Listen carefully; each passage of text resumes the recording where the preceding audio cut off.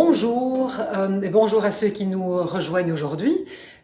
Donc, pour une nouvelle interview qui vous veut du bien. Et donc, pour ceux qui ne me connaissent pas, je suis Valérie Claes, médiatrice, coach et coach de couple. Et notamment, j'accompagne des femmes qui vivent une période de remise en question et qui veulent justement transformer ce moment de questionnement en une opportunité de se réaliser pleinement. Alors, pour celles qui me suivent régulièrement, vous savez que chaque mois, j'organise donc cette interview. Et aujourd'hui, c'est vrai que je voulais aborder un sujet que je vois beaucoup dans mes coachings et dans mes médiations de couple, c'est de parler justement d'argent, d'un sujet qui est encore fort tabou, et surtout de voir comment se fait-il que beaucoup de femmes, lorsqu'elles se retrouvent en couple, eh bien quelque part se laissent un petit peu cette gestion financière à leur conjoint et en fait quelque part font un peu l'autruche avec leurs finances. Alors pour parler justement de ce sujet qui est un sujet assez, oui, encore tabou, assez délicat. J'ai le grand plaisir aujourd'hui d'accueillir Valérie. Valérie de Podo, vous aurez d'ailleurs deux Valérie aujourd'hui. Oui. Valérie, donc, qui a créé Causali Mindful Finance. Et donc, tu es coach en finance et business. Mais peut-être que tu vas justement un petit peu nous expliquer ce que tu fais. Et puis, on va se lancer dans le vif du sujet. Tout à fait. Enchantée. Bonjour à toutes et bonjour à tous. Donc moi c'est Valérie et effectivement j'accompagne les femmes entrepreneurs à prendre leurs finances en main sans se prendre la tête et surtout si elles n'aiment pas ça, qu'elles n'aiment pas les chiffres, etc. Et donc ce que je fais c'est que je les aide à avoir de la clarté sur leurs finances, à les aider à prendre des décisions, à travailler entre autres aussi sur un business rentable, on travaille la relation à l'argent pour amener de la sérénité parce que c'est vraiment quelque chose qui est finalement le stress lié aux finances, c'est vraiment quelque chose que je constate énormément dans les accompagnements, en tout cas au début des accompagnements, il y a énormément de stress et parfois même des angoisses, des peurs qui sont liées à toute la gestion des finances, que ce soit personnelles ou professionnelles. Oui. Et c'est parce que c'est vraiment intéressant, parce que justement moi je le vois, alors je le vois évidemment beaucoup au moment quand j'accompagne justement des couples ou des femmes qui se séparent, on se rend compte, enfin c'est là que je vois vraiment à quel point les finances peuvent devenir un stress terrible, surtout pour les femmes, parce que généralement ils ont un petit peu laissé ça, comme je le disais, à leur mari, c'est-à-dire que c'est lui qui a vraiment pris toute la gestion financière, et souvent elles n'ont aucune, enfin elles sont complètement perdues, elles n'ont aucune idée de ce qui se passe, finalement de quels sont les revenus même du ménage, est-ce qu'il y a eu des placements, des choses, et donc qu'est-ce qui fait, parce que j'ai l'impression qu'il y a quand même quelque chose qui est un peu, enfin j'ai envie de dire presque culturel, ou presque transgénérationnel, je ne sais pas, mais que les femmes se sentent pas capables, ou en tout cas elles laissent cette partie-là. Toi, comment tu le vois ? Alors, il y a effectivement un facteur culturel, le fait que voilà, les femmes jusque dans les années 60, 70, alors je ne sais plus la date exacte, mais déjà n'avaient pas de compte en banque. Je pense que c'était 74. Hein, voilà, c'est dans les années 70 en tout cas en Belgique. En tout cas très tard par rapport finalement à la période actuelle, c'est assez récent qu'elles ont un compte en banque, qu'elles ont déjà qu'elles travaillent aussi plus, hein, quand même il y a ce côté culturel. Et alors il y a le fait, l'argent, souvent moi je le vois, c'est assimilé aux chiffres et chiffres égale difficile. C'est cette croyance que tout ce qui est chiffres, c'est comme si c'était des mathématiques. Et alors, il y a malheureusement aussi le côté à l'école où on a beaucoup catégorisé. Les garçons sont plus forts en maths que les filles sont littéraires. Et donc, souvent, j'entends moi, je suis littéraire, j'y connais rien en chiffres, je comprends pas. Donc voilà, il y a cette grosse croyance par rapport au fait que c'est compliqué. Il y a aussi la croyance qui est lié au jargon qui est souvent utilisé dans le domaine des finances. Donc voilà, il y a ce côté qui semble finalement compliqué et qui fait que, par facilité, donc ce mélange de tout ça, ce manque d'intérêt aussi, hein, voilà, c'est pas la chose la plus intéressante pour les gens. Il y a le côté confortable aussi de se dire quelqu'un d'autre s'en occupe, donc je ne dois pas apprendre, je ne dois pas m'en occuper. Oui, donc du coup, ça nous laisse terriblement, je dirais vulnérable finalement. C'est confortable de se dire, tiens, ça fait peut-être partie un peu de la répartition des tâches, hein, en disant, voilà, lui va s'occuper des finances, etc. Et puis moi, je vais prendre d'autres choses. Et de nouveau, on se retrouve un peu dans les stéréotypes. Hein. Moi, je vais faire tout ce qui est soin, quelque part.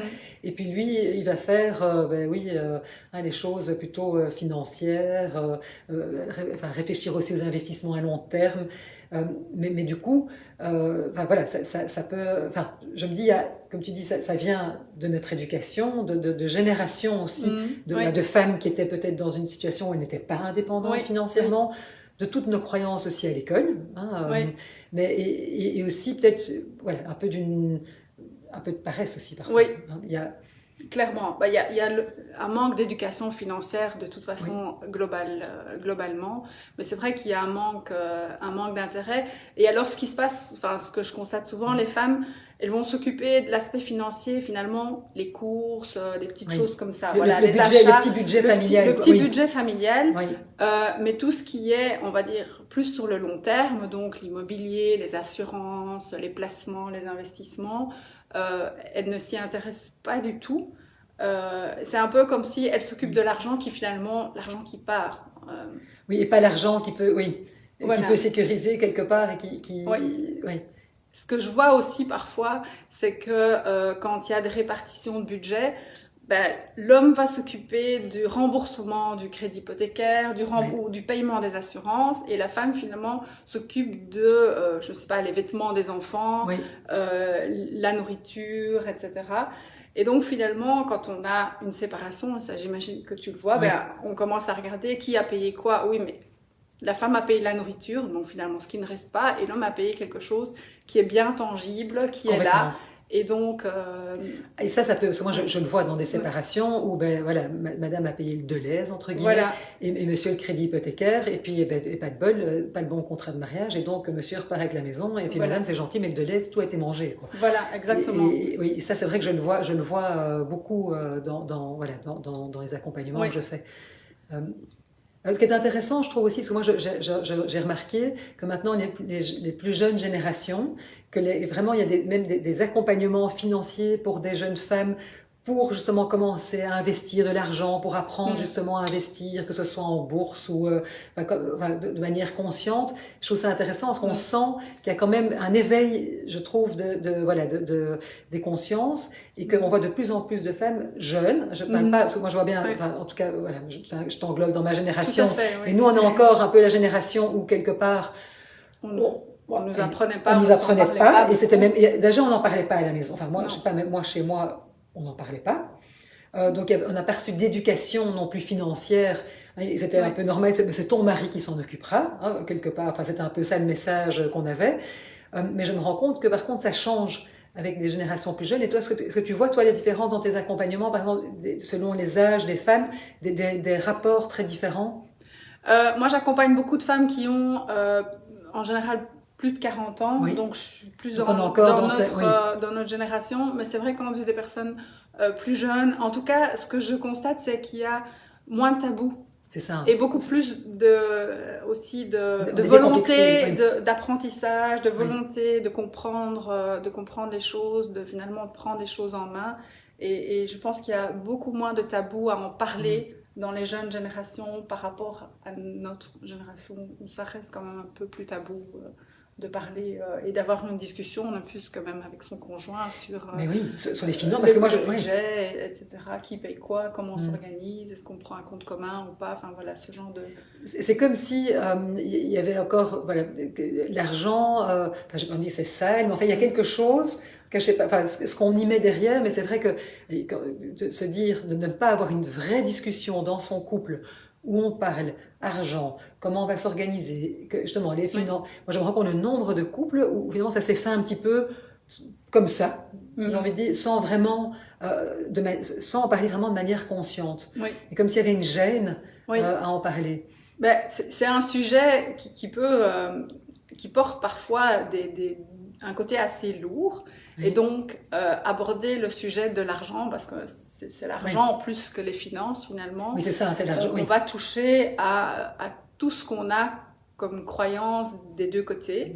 Et donc, en fonction aussi du profil qu'on a par rapport à l'argent, et parfois on a des couples qui ont des profils totalement différents, un profil très épargnant, très écureuil, et un profil plutôt dépensier, dans le plaisir, et on y va. Donc là, ça peut aussi avoir des conflits. Donc quand ces deux personnes doivent parler d'argent, c'est compliqué, parce qu'ils ont des besoins qui sont totalement différents. Mais c'est vrai qu'il y a tout ce qu'on apporte, tout ce bagage culturel, familial, de croyances qu'on a par rapport à l'argent. Et donc, ça reste compliqué. Il y a, je pense, aussi beaucoup de croyances des femmes qui se disent, si je parle d'argent, il va dire que je suis vénale. Il va penser que je suis vénale. Il va... C'est ça, comment... Que je suis intéressée. Voilà. Il y a cette croyance qu'en parlant d'argent, et donc on se dit, tant que ça va, on ignore. On ignore. C'est vraiment l'autruche, en fait. On se dit que si je ne regarde pas, c'est que... Et c'est vrai que du coup, on a un peu tendance à faire ça jusqu'au moment où ça ne va pas dans le couple. Et c'est là que moi je vois, évidemment, moi c'est souvent là que du coup, les femmes viennent vers moi. C'est au moment où c'est difficile. Elles sont justement en pleine remise en question. Et là, moi je vois qu'il y a énormément de peur, d'angoisse. Et des situations parfois un peu dramatiques, se rendre compte, mais mon Dieu, ça fait 25 ans, 30 ans que je suis dans une situation complètement déséquilibrée et je ne sais même plus comment, à la limite, aborder le sujet, parce que on s'est tellement mis... c'est tellement ancré, et oui, clairement, c'est quelque chose qui est... Et le fait, il y a ces remises en question, et il y a beaucoup de décisions qui sont difficiles à prendre. Donc ça, moi, je le vois au niveau entrepreneuriat, mais aussi avec les femmes avec lesquelles je peux discuter. C'est très difficile de remettre en question, par exemple, son couple, si c'est ça qui se passe, par rapport à l'argent, par rapport au côté financier, quand on n'a aucune visibilité sur, finalement, soit le patrimoine, soit ce qui est disponible, soit... comment on pourrait s'organiser, de combien finalement j'ai besoin pour continuer à vivre. Et ça, c'est quelque chose qui finalement empêche de prendre des décisions dans quel que soit le sens. C'est aussi quelque chose... Il y a une relation finalement de dépendance parfois malsaine qui peut se créer à cause de l'argent. Et j'allais dire même du côté des hommes, il y a une espèce de responsabilité finalement peut-être inconsciente qui se met. Et ce qui n'est pas facile. Parce que moi, je vois de plus en plus d'hommes qui disent, mais moi, en fait, je trouve ça extrêmement lourd d'être le seul à avoir cette responsabilité financière et j'aimerais partager ça. Et ça, c'est aussi quelque chose, à la limite, qui est nouveau, dans le sens que je pense que nos pères ne se posaient même pas la question. Enfin, c'était un truc, c'était comme ça. Et aujourd'hui, on sent vraiment que, mais non, je voudrais arriver à quelque chose de plus, un rapport plus égalitaire quelque part dans le couple où on endosse cette responsabilité ensemble et ensemble, on répartit un peu autrement. Et ça, je vois parce qu'il y a beaucoup d'hommes qui souffrent finalement de dire, mais moi j'ai l'impression d'être seule à porter tout ça. Oui, parce que ça, c'est l'aspect, de nouveau, c'est pas nécessairement l'aspect le plus fun et donc c'est lourd parfois quand il y a des difficultés. Alors, je pense qu'il y a aussi des hommes qui partent et où ça peut arriver dans le côté dramatique, c'est qu'il y a un problème, ils n'osent pas en parler. Et alors, ils partent, on cache, on camoufle. Et quand les deux font l'autruche, le jour où ça explose... c'est pas très drôle. C'est très compliqué parce qu'on prend le problème beaucoup trop tard. Et d'un côté comme de l'autre. Et il y a pas mal de femmes aussi qui se rendent compte que le mari a parfois dilapidé le patrimoine, ils ont tout perdu et elles le découvrent quand il est, mais vraiment, quand c'est trop tard. Quand c'est trop tard. Et quand il n'y a plus rien à y faire. Donc ce côté de ne pas s'en occuper, non seulement ça met un poids sur l'homme, mais ça crée vraiment cette difficulté après. C'est quelque part malsain, parce que finalement, après, on en veut à l'autre, mais en même temps, on s'en est pas vraiment occupé, donc quelque part, on a co-créé ce truc-là. Voilà.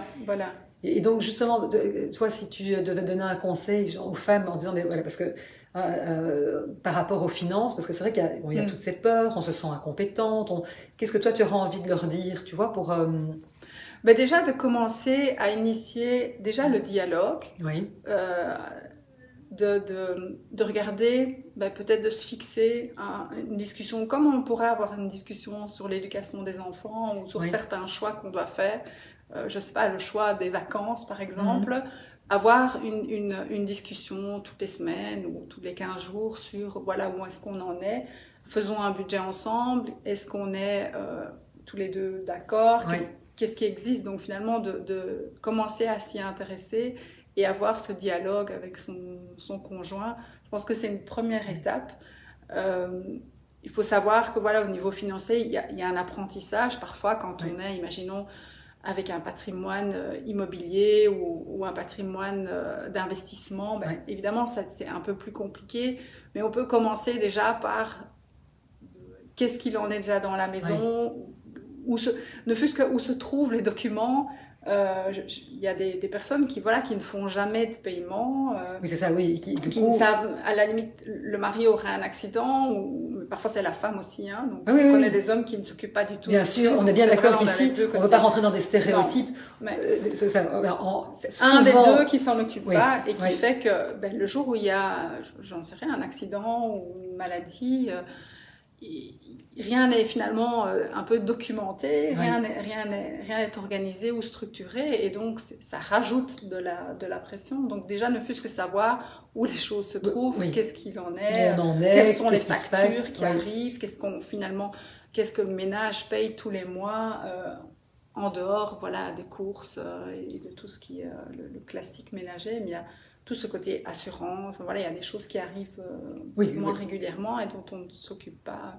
Qu'est-ce qui existe déjà? Voilà. C'est ça. Parce que c'est vrai que du coup, plutôt que de faire, d'angoisser, de ne pas regarder, parce que c'est souvent ça aussi avec la peur. Hein, je veux dire, c'est que parfois on se dit, on veut éviter, mais en fait finalement d'aller vraiment dedans, de regarder, mais maintenant, tu vois, pour quelqu'un qui se dit, voilà, moi je n'ai pas le background, quelque part il me manque des connaissances, etc. Par exemple, toi, tu vois, parce que je sais que tu aides en tout cas les femmes entrepreneurs, justement, à pouvoir, d'ailleurs tu m'as bien aidé justement à mettre certaines choses en place pour moi dans mon activité professionnelle.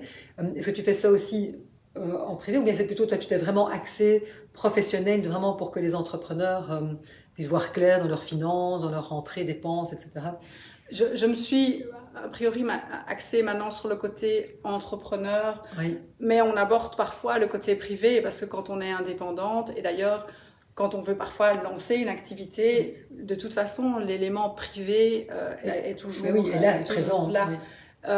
Et par rapport au fait de la peur ou de commencer, déjà commencer petit, hein, comme je disais, et puis d'essayer d'aller parfois regarder c'est quoi la peur. C'est quoi cette peur? Finalement, de quoi j'ai peur? Au pire du pire du pire, qu'est-ce qui peut arriver? Et c'est ça qui est intéressant à aller regarder, parce que bien souvent, c'est plus ce qu'on imagine comme peur qui est là que la réalité. Ce que j'aime bien toujours dire aussi par rapport à ce côté compliqué, cette croyance que c'est compliqué, c'est que finalement, dans tout ce qui est financier, on ne fait pas des mathématiques. On fait du calcul, niveau école primaire. Oui, c'est ça. En fait, c'est pas... Il n'y a rien de compliqué. On s'imagine que c'est compliqué parce que ce sont des chiffres, mais c'est vraiment une croyance. Et donc, commencer petit à noter, suivre un peu les dépenses qu'on a, poser les questions sur, finalement, de l'argent qui rentre, qu'est-ce qui sort, qu'est-ce qui rentre aussi, de commencer à mettre un peu de visibilité, et ça avec un tableau Excel, ou si on n'a pas envie d'aller dans Excel, déjà ne fût-ce que le noter sur un papier, on peut commencer déjà par ça. Regarder les extraits de compte, c'est une première étape pour avoir de la visibilité sur les aspects financiers, et le dialogue évidemment avec le conjoint. Avec le conjoint pour voir... comment est-ce qu'on peut finalement s'organiser ensemble pour s'occuper de ça et partager, et pas aider. Comme on dit, l'homme ne vient pas aider dans le ménage, la femme ne vient pas aider dans les finances. On partage une responsabilité, on est à deux, on a un ménage à deux, une maison ou un appartement ou quoi que ce soit. Et donc, on partage les responsabilités, et ça fait partie, pour moi, de la vie de couple. Tout à fait, et on en parle, mais c'est intéressant en tout cas quand tu le mets sous cet angle-là, je trouve, parce que du coup, comme tu dis, c'est quand on est en couple, mais il y a toute une série de choses qui font partie de la vie de couple et du coup c'est se dire mais tiens comment on va partager ça et comment on va s'y intéresser l'un et l'autre sachant qu'après voilà on a peut-être un domaine de prédilection quoi mais en tout cas on est parce que c'est un peu la même chose c'est comme si un homme disait mais moi l'éducation des enfants je m'en fous tout ça c'est pour enfin je caricature un peu hein, mais tout ça c'est pour ma femme. Mais à un moment, c'est pas parce qu'il y en a peut-être un qui sera plus présent, par exemple aux enfants pour des questions voilà, de disponibilité, que c'est pas pour ça qu'on ne peut pas prendre des décisions ensemble de comment on a envie que ça se passe. Et j'imagine que... Oui. Comme nous-mêmes, on soit informés. Hein.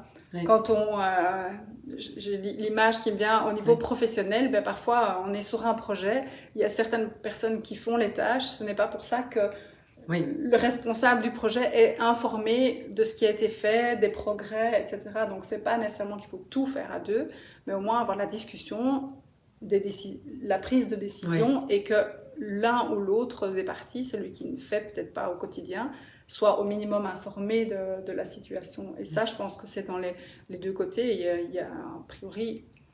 L'un des deux ne va pas décider de changer les enfants d'école sans en avoir discuté. Exactement, et donc, oui, je comprends.